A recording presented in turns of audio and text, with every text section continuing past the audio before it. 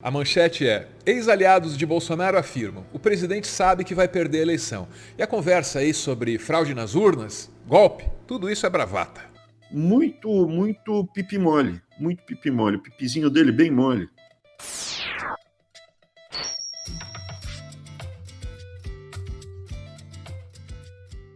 Abraham Weintraub foi ministro da Educação, é dono de uma carreira política meio constrangedora.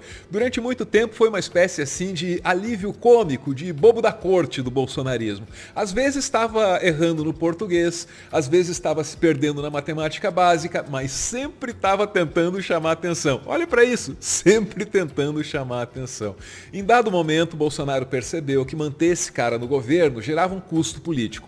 Um custo político que era alto demais, um custo político que o Bolsonaro já não estava disposto a pagar. Aí o que o Bolsonaro fez? Tirou o cara do governo, tirou o cara do Ministério da Educação, mas arrumou para ele uma boquinha no Banco Mundial. Como era o Weintraub, essa despedida aí também foi meio constrangedora, um pouquinho constrangedora. Mas assim, pelo menos ele conseguiu um cargo no Banco Mundial e uma passagem só de ida para os Estados Unidos, onde ele estaria bem longe da justiça brasileira.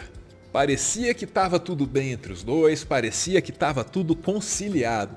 Mas isso só até o momento em que o Weintraub criou pretensões de ser governador de São Paulo. Quis ser governador de São Paulo. Acontece que o Bolsonaro tem outros planos e o Weintraub agora está atrapalhando o Bolsonaro. Aí começou a briga, não tem jeito. Foi assim que o Weintraub sofreu uma transformação. Ele deixou de ser um bajulador do Bolsonaro e se tornou um cagueta, se tornou um X9. Numa boa, hein? Nessa outra função, ele é muito mais útil para o Brasil. Ouve ele falar aí sobre o que o Bolsonaro mandou ele fazer com a grana da educação. Diz que mandou dar tudo na mão do Centrão. Pô, quem vai me dar uma ordem dessa? Meu chefe. Ele falou, você vai ter que entregar o FNDE para o Centrão. Eu falei, presidente, não faça isso, eu preciso. Daí eu fiquei o quê? Tá até no jornal documentado, eu fiquei adiando o máximo que eu podia, fiquei adiando. Por quê? Porque isso também dá para checar. Eu subi toda a governança, as regras do processo decisório do FNDE. Quem tem, inclusive, fazer um conselho, um board decisório para o FNDE não ficar, o presidente do FNDE não se reportar só ao ministro da Educação, se reportar ao ministro da Economia e o da Casa Civil. Na época era o Braga Neto. Tentei, o Braga Neto não quis. Aí chegou o general Ramos com essa estratégia, que eu considero muito equivocada, de colocar o Centrão para dentro do governo. Dispensável dizer que se o Bolsonaro bancasse a candidatura do Weintraub ao governo de São Paulo, o papo seria completamente diferente, né? Ainda assim, vale a pena ouvir o que o Weintraub, que representa aí toda uma ala conservadora decepcionada com o Bolsonaro, vale a pena ouvir o que o Weintraub tem a dizer sobre isso, que a gente entende assim como uma tentativa de melar a eleição. Ele simplesmente falando, o resultado das urnas vai ser respeitado, apesar das urnas eletrônicas, e mostrou no mundo que no país mais desenvolvido, aquele papo de sempre, as urnas, a Polícia Federal recomendando o voto impresso, vários países usam voto impresso. Daí mostrou as gravações do Barroso, do Fachin, tudo do passado. Falou que o Fachin é do MST, falou que as Forças Armadas não iam topar uma farsa, mas ia respeitar o resultado das urnas. Mostrou Alexandre de Moraes, né, ameaçando que ia caçar e botar na cadeia, exatamente esse termo, eu nem tinha visto que o Alexandre de Moraes falou em caçar as pessoas que repetirem o que aconteceu em 2018. Caçar e botar na cadeia. Falou da questão da segurança nacional, o ótimo desempenho que teve na pandemia, que o Brasil fornece alimento para o mundo, todo esse papo furado. Perceba que a perspectiva dele não é a minha, não é a sua, não é nem a da mídia hegemônica, que já se permite dizer que o Bolsonaro mente ao falar sobre as urnas eletrônicas. Está aí para você ver a capa da Folha de São Paulo. Gente como o Weintraub pensa diferente. Eles acreditam, ou dizem acreditar, na tese aí de que existe uma conspiração envolvendo esquerda, envolvendo TSE, envolvendo comunistas eurasianos, etc. e tal. A reclamação deles é a de que o Bolsonaro não tem força para enfrentar esta conspiração global? A razão dele chamar os embaixadores é porque o Fachin foi falar com os embaixadores.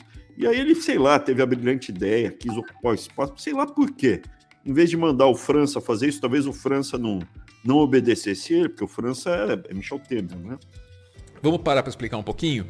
Quem é França, né? França é Carlos França. Carlos França é o ministro das Relações Exteriores. O França, que ele diz aí, é Michel Temer, esse cara foi colocado no cargo para substituir o Ernesto Araújo. Lembra do Ernesto Araújo? Você sabe quem é, né? Muito parecido com o Weintraub, aliás. Também é olavista, também acredita em um monte de teoria conspiratória. E também foi retirado do governo porque virou assim um peso para o Bolsonaro. Havia um custo político muito alto para manter o Ernesto Araújo no cargo também. Sem falar que os dois, Weintraub e Araújo, são meio Abu Glebli das ideias. Então, talvez ele resolveu fazer isso aí. Que não faz sentido mesmo o presidente fazer uma reunião para falar com os embaixadores.